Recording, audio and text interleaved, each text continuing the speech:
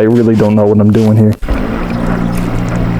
I eventually landed on 7, which just happens to be 5 inches longer than my cut. It seems that the actual glue didn't work at all. Hello everybody, this is Tyler from Tcustoms, and today I'm going to be commemorating my worst 3D printed failure and setting up one of my new favorite tools.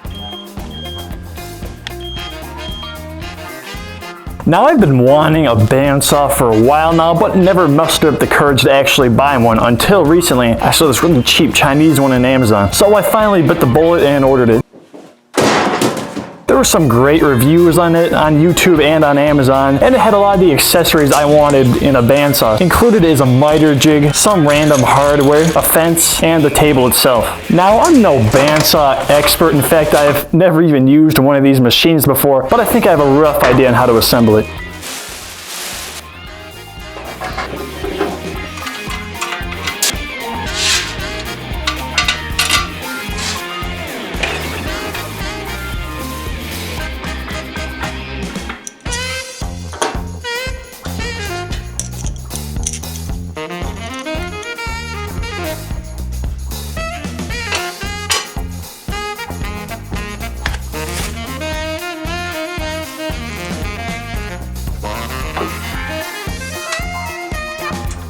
Now, with everything assembled, I wanted to double check and be sure that the whole thing was square, just to be safe, and I found that it was off by a few degrees. Luckily, the makers of this machine included a screw on the backside, which you can adjust to make sure everything's nice and level. If anyone has a better method on how to adjust this, please let me know in the comments below. I really don't know what I'm doing here. With everything adjusted and somewhat level now, you can actually figure out what to do for a project to test this machine out.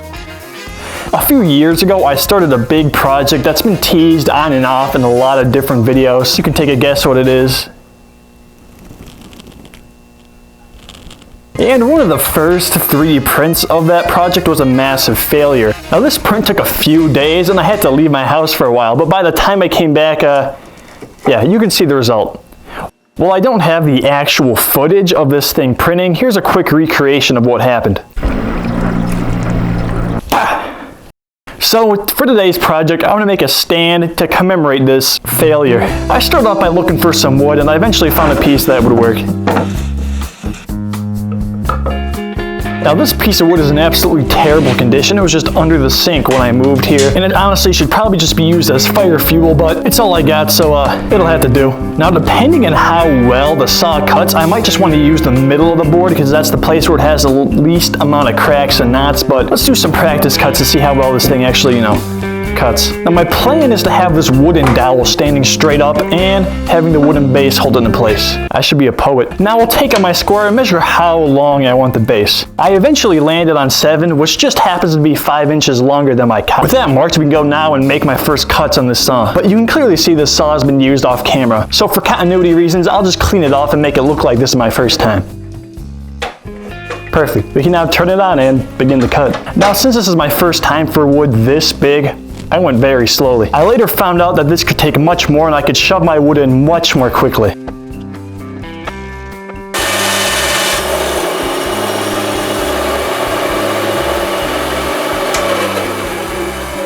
With the saw cutting that easily, I went back and cut out the middle section. And the last cut I did wasn't perfectly straight, so I made sure the miter jog was square with a square. But for straight cuts like this, I think I'll just eyeball it in the future.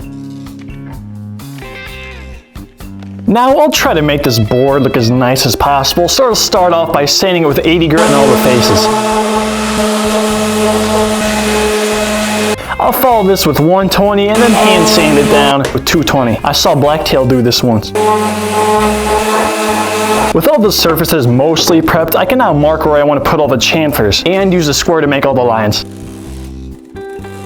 But I won't do one on the backside because this piece is too large. Now, the actual table of the bandsaw can be adjusted to cut different angles. So I adjusted it to 45 degrees and used the saw to cut a nice straight chamfer,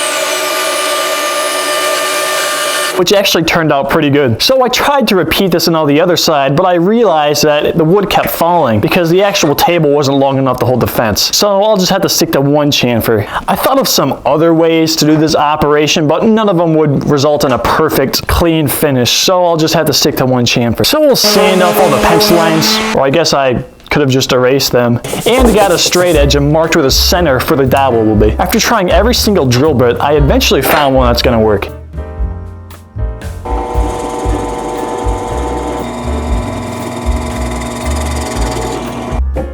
And the dowel fit perfectly. But the drill brush seems to have left some metal shavings and oil on it, so we'll sand it off again, and now it's as clean as my search history. I'll sand the rod down with the sanding block because if I use a piece of sandpaper, it kind of just looks. Now I'm going to roughly put the print on here and figure out how I want it posed. I'll then mark and cut the dowel to length, and I'll use the sander to make a little chamfer on the front. With that done, I'll paint it black.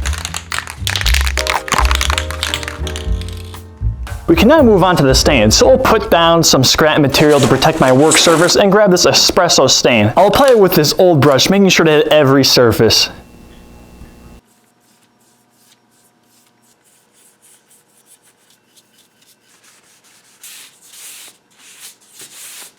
With everything covered, now we just have to wait for the stain to dry, and I must say it does look absolutely delicious. I wonder if it tastes as delicious as it looks.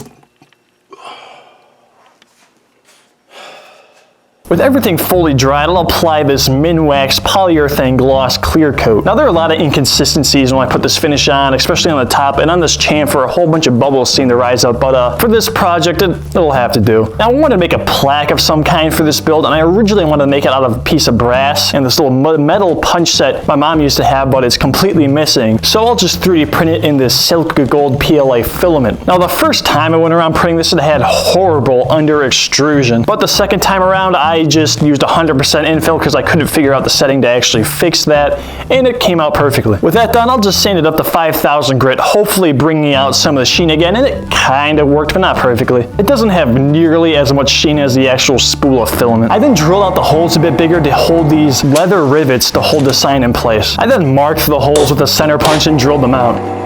Now, I was originally planning on using gold, but I think the two different sheens of gold kind of contrast with each other poorly, so I'll just use silver. I just used some super glue to hold them in place.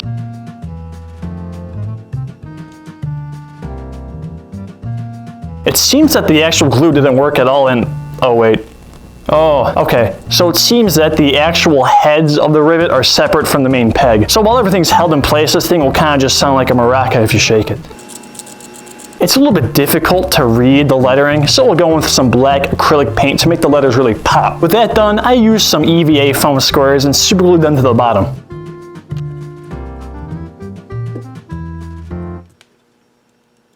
And with that dry, we can now do the final assembly.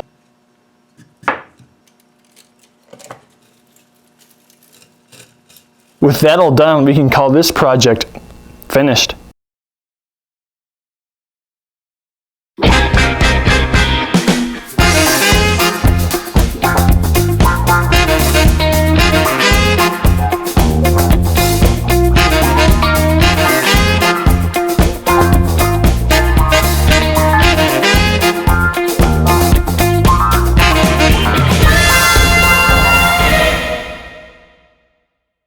If you like the over-the-top lighting I just used, next week I'll show you how I did that with these film lights I made for under $25. But until then, thanks for watching.